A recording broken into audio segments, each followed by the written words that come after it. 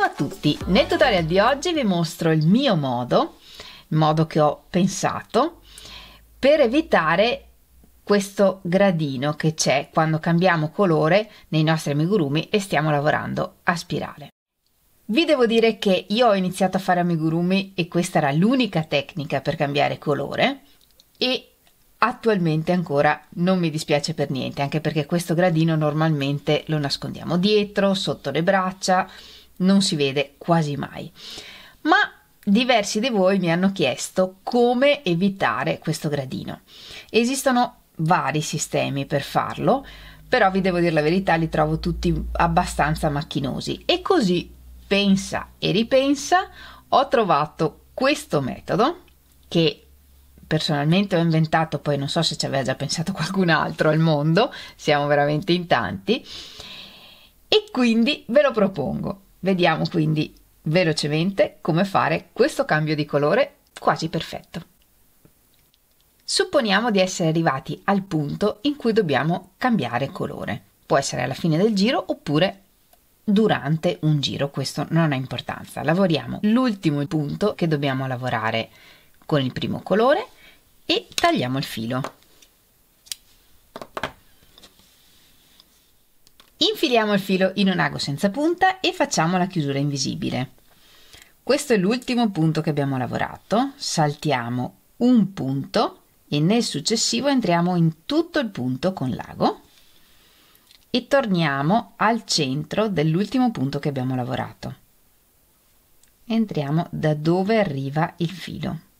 Prendiamo al centro e anche il filo che c'è appena dietro e tirando creiamo una catenella e questa catenella che facciamo, che rappresenta il punto che abbiamo saltato sotto, piuttosto che farla un po' più grande dei punti, facciamola un po' più piccola, in questo modo. Sotto questa catenella che abbiamo appena fatto c'è il punto che abbiamo saltato. Questo filo orizzontale che vedete è la parte anteriore del punto che abbiamo saltato. Dietro c'è la parte posteriore che è questo filo. In questo filo annodiamo il filo.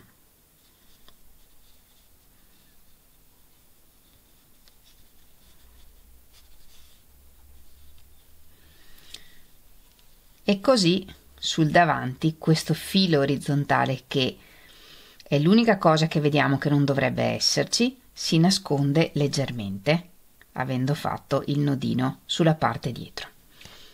Ed ora non ci resta che agganciare il nuovo colore. Facciamo un nodino iniziale con il nuovo colore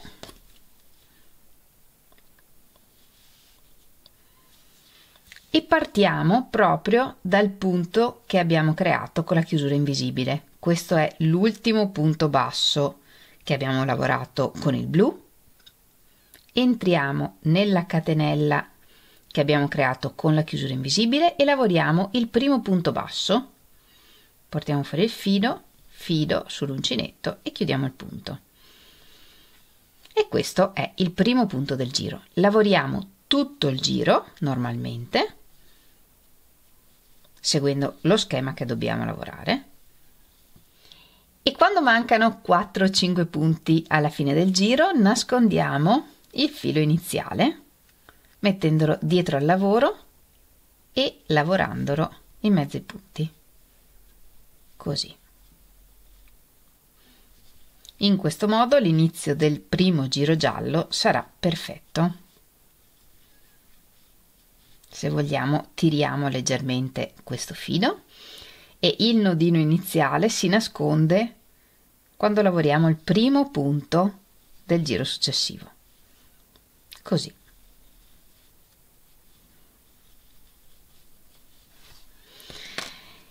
In questo modo appiattiamo la lavorazione a spirale in un modo, secondo me, molto semplice e pratico.